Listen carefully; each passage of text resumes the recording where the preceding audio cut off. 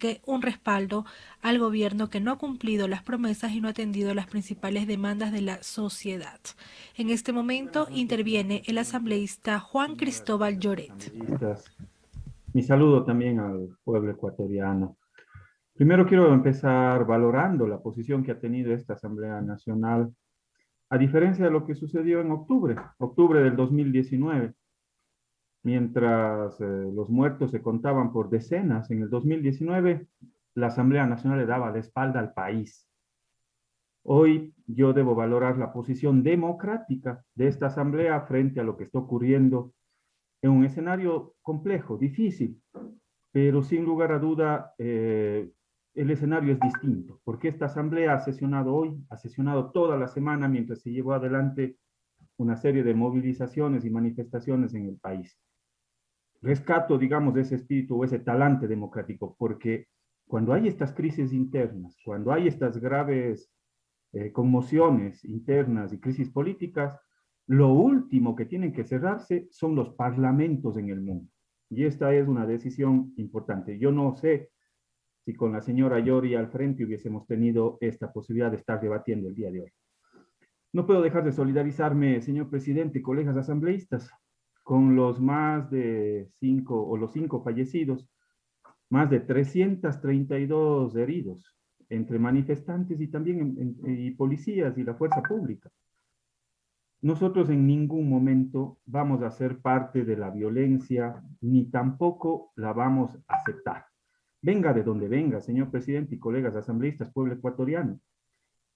Peor aún, si es que la violencia es desde el Estado hacia los manifestantes, con todas las capacidades que tiene el Estado y la fuerza pública.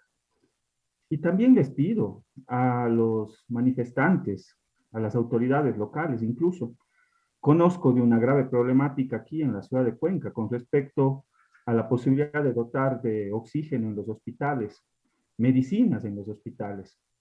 Creo que ahí hay que habilitar los mecanismos necesarios, los canales necesarios, los corredores humanitarios que permitan la dotación de medicinas, de insumos, de alimentos en las diferentes ciudades del país. Yo creo que eso es lo más sensato en medio de lo que hoy estamos viviendo, porque la legítima protesta social no puede poner en riesgo sobre todo la vida de otros seres humanos.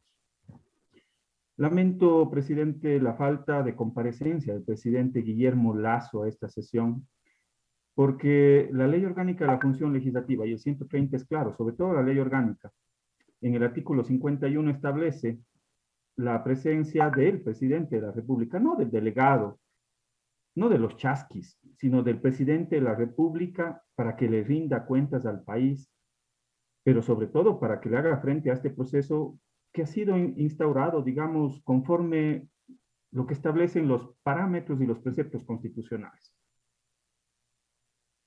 Ya que estamos debatiendo sobre la salida planteada por el artículo 130, algunos sectores políticos y sociales seguramente se estarán preguntando, ¿y cómo llegamos hasta este punto? ¿Por qué llegamos a este punto? Y las respuestas son de lo más variadas. Yo he visto inclusive respuestas desde el propio gobierno, de diferentes sectores políticos, aquí en esta asamblea, que la culpa es de ISA. No, no, la culpa es del narcotráfico, dicen por ahí. No, la culpa es de los indígenas. La culpa es del correísmo, para variar. ¿No será que la culpa más bien es de la prefecta y de los alcaldes? Yo creo que todos aquí en este parlamento hemos coincidido. Todos hemos coincidido que aquí hay un responsable, que es el gobierno del presidente Guillermo Lasso. Sus propios asambleístas acaban de decir que no han dado de manera oportuna las soluciones a esta difícil situación que estamos viviendo, que ha faltado una serie de políticas públicas, que ha faltado el acercamiento. Sus propios asambleístas lo reconocen. No se diga a los asambleístas de otras fuerzas y bancadas políticas. Entonces, me parece que hay algunos sectores del gobierno que siguen en esa burbuja, y aquí no se trata de dividir el país, señor presidente, entre buenos y malos, entre los indígenas y los ciudadanos de bien, como les dicen. Aquí no se trata de dividir el país entre ISA o de polarizar entre ISA y Lazo, entre los correístas y los anticorreístas, no. El tema de fondo, presidente y colegas asambleístas, es el Estado frente a las desigualdades. El Estado frente a las desigualdades. Eso ha generado y ha detonado los conflictos sociales que hoy estamos viviendo. Porque han existido una serie de políticas erráticas, erróneas por parte del presidente Guillermo Lasso, la implementación de políticas fondomonetaristas. El 30% de la población tiene desnutrición infantil, solo 3 de cada 10 ecuatorianos tienen un empleo, presidente, compañeros. El 40% de la población está entre la pobreza y la pobreza extrema. Y creo que el gobierno tampoco no ha hecho un papel sensible a los pedidos de los diferentes sectores, inclusive a los sectores del núcleo cercano al presidente Lasso, de las banderas blancas, como dice. Todos esos sectores coinciden en una sola palabra, la palabra paz. Pero creo que tampoco no hemos entendido cuál es la dimensión de la palabra paz. Porque la palabra paz no es la ausencia de guerra. Es entender que no podemos tener paz, que jamás vamos a tener paz si se incrementa el número de niños en las calles, pidiendo en las calles, en las esquinas. No vamos a poder tener paz si el 50% de la población gana menos de $500, presidente, cuando la canasta básica supera los 700. ¿Cómo vamos a tener paz si existen masacres en las cárceles? Si el 70% de la gente pobre está precisamente en el campesinado, en la parte rural. Entonces, yo creo que hay que entender la dimensión de la palabra paz, inclusive en los distintos sectores que hoy han salido a las calles a manifestarse, del un lado o del otro. Y estos problemas yo entiendo que no se solucionan de la noche a la mañana. Lo grave es que el presidente Lasso y el antecesor, el señor Moreno, agudizaron la problemática. Agudizaron y hoy tenemos un detonante social en las calles muy grave. Al final del día, lo que ocasionan estos conflictos es la falta de efectividad del Estado ante las desigualdades sociales. Ese es el problema de fondo. Y por eso estamos aquí. Déjeme decirle que tampoco las palabras del presidente ni de otros líderes locales tampoco ayudan. Cuando mencionan despectivamente que los indígenas regresen a sus territorios, dice el presidente Lasso. O peor aún, que regresen al páramo, dice algún líder local. Sentando por delante que los sectores rurales, los sectores campesinos son vagos. Y veo y noto, presidente, una serie de sesgos clasistas, racistas, que lo único que hace es polarizar, dividir y agudizar esta problemática. Pero sobre todo un profundo desconocimiento de la historia del Ecuador y de la propia América Latina, sin saber que quizás aquí en Cuenca, en Quito, existían culturas milenarias, antes incluso de la llegada de los españoles y antes de la conquista. Es reconocer que hace 500 años en Quito estaban los pueblos Cayambi, los panzaleos, los purulá, los yumbos. En Guayaquil estaban los huancavilcas, los punaes. En Cuenca, en mi ciudad, estaban los cañaris, estaban luego los incas, precisamente donde que se asientan hoy las ciudades. Entonces, cuando escucho, digamos, esos criterios de que regresen al páramo, ¿no será que nos debemos poner a pensar si es que no estamos equivocados y quiénes somos los extraños? Aquí quizás no somos nosotros y no los indígenas que hoy el pueblo indígena se está movilizando y se está manifestando en las calles. Lo dejo para la reflexión, colegas asambleístas y al pueblo ecuatoriano. He escuchado también con respeto las intervenciones de los colegas asambleístas y con asombro algunas. Cuando planteamos hace una semana algunas salidas, cuando estábamos en el día 8, presidente, planteamos algunas salidas, 3 mecanismos que lo planteaban. Primero, el diálogo, mecanismo fundamental para la solución de este tipo de conflictos. El segundo, el 148 de la Constitución, que le permite al presidente de la República ir a una muerte cruzada, adelantar elecciones. Y el tercer mecanismo, el 130. Hoy estamos en el día 14 y estamos aplicando precisamente un mecanismo plenamente constitucional, presidente. Y aquí no puede haber un doble discurso.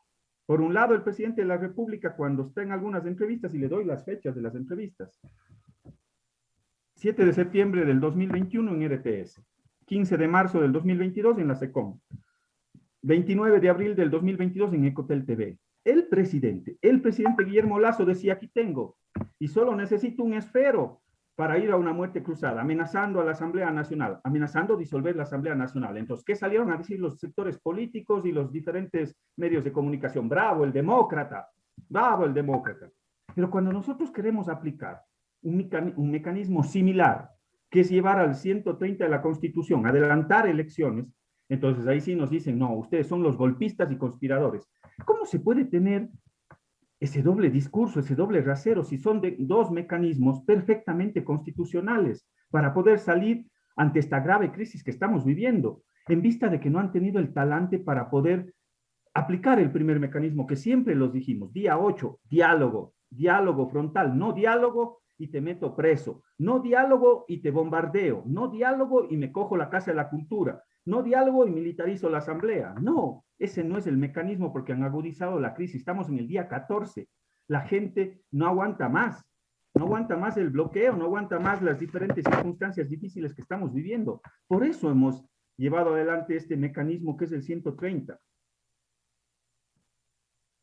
Y este mecanismo, el 130, creo que ha generado ya alguna serie de triunfos, lo diría yo. Triunfos para el pueblo ecuatoriano, ni siquiera para nosotros, triunfos para el país. Este mecanismo ha posibilitado, por ejemplo, pasar del combate sangriento en las calles al debate político, en la asamblea, en los mecanismos que están establecidos en la Constitución, en la institucionalidad, en buena hora. Las últimas horas han bajado el nivel de enfrentamientos, el nivel de tensiones. Y si es que este mecanismo evita la muerte de una sola persona de aquí en adelante, en buena hora. O sea, ha valido la pena, presidente. Pero también, cuando nosotros planteamos el 130, ha logrado derogar un estado de excepción. Esa ya es una victoria. Esa es una victoria para el país porque hemos visto un estado represor de la peor forma, de la peor forma. Y quizás este mecanismo también ha logrado algo milagroso, curar del COVID al presidente para que esté listo para el diálogo en tan corto tiempo, en buena hora por el país. ¿Por qué? Porque permite acercar las posiciones. Lo que no ha logrado, presidente, este mecanismo aún, porque depende de la voluntad de los 137 asambleístas, es superar la crisis política y la grave conmoción interna que todavía se mantiene. Más allá de que se haya retirado el estado de excepción, es evidente. Llevamos 14 días de movilizaciones. Hay una serie de demandas populares sociales que no han sido atendidas. Y nosotros lo que hemos hecho es invocar a un legítimo mecanismo constitucional, darle una salida, una luz al final del túnel, buscar la pacificación del país y recomponernos como nación. Se plantea una salida democrática, con votos, no con balas, con votos, presidente. Aquí hacemos el llamado a los verdaderos demócratas, a aquellos que decían que eran demócratas radicales, a validar esta histórica sesión, esta histórica decisión que va a tomar la Asamblea Nacional. ¿A través de qué mecanismo? El mecanismo de las urnas, que el voto popular sea el que se imponga. Es una forma de marcar la diferencia entre una asamblea del 6% o una asamblea de cara a las necesidades del pueblo. ¿Una asamblea del 6% o una asamblea que busque mecanismos democráticos? Eso es lo que está en juego. A veces resulta paradójico, y aquí este mensaje es para aquellos discursos de aquellos asambleístas demócratas, se decían, demócratas, los demócratas cristianos y los demócratas izquierdistas o radicales. Cuando nosotros planteamos este mecanismo, ¿qué mejor forma de buscar una salida a través de las urnas, a través de vías democráticas, señor presidente? Es a veces paradójico. Resulta que esos demócratas, los demócratas cristianos y los demócratas de izquierda, hoy resulta que no quieren avanzar en un mecanismo para que el pueblo ecuatoriano se pronuncie en las urnas. Y a nosotros, que nos dicen golpistas, que estamos poniendo o devolviendo nuestro cargo para que el pueblo ecuatoriano lo valide en las urnas, presidente. Son las paradojas que a veces no se entienden. Y termino, presidente, haciendo una reflexión con respecto al mecanismo que hemos planteado. La aplicación del 130 pone por delante al presidente de la República, pero también a toda la clase política del país, presidente, a toda la clase política, incluyendo a los correístas, para los que dicen que tienen alguna animadversión contra los correístas. Nosotros también nos vamos, todos nos vamos. Yo no sé por qué les preocupa. Si al final del día es el mandante, el soberano, el pueblo ecuatoriano en 90 días, el que tiene que validar, el que tendrá la posibilidad también de reelegirles si es que el presidente Lasso se presenta y de reelegirles a los que quieran presentarse. Yo personalmente no lo haré, pero es el mandante, el soberano, el pueblo ecuatoriano el que va a definir en las urnas. Es el pueblo el dueño de su destino, no los políticos, es el pueblo a través de las urnas, a través de los mecanismos democráticos que están consagrados en el artículo 130 de la Constitución, señor presidente. Muchas gracias. Escuchamos la intervención de la Asamblea.